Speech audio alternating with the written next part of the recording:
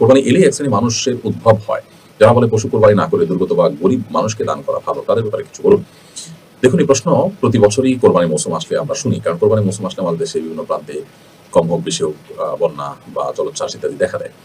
তো যারা এই কথাগুলো বলেন, এই মানুষগুলো আপনি ব্যক্তিগত জীবন যদি তাদের অ্যানালাইসিস করে দেখেন, তাহলে দেখবেন যে এরা আসলে না কোরবানি করে না বন্যার্থদেরকে টাকা দেয়। এরা শুধুমাত্র খোঁচাখুচি করে, এদের কাজই এটা।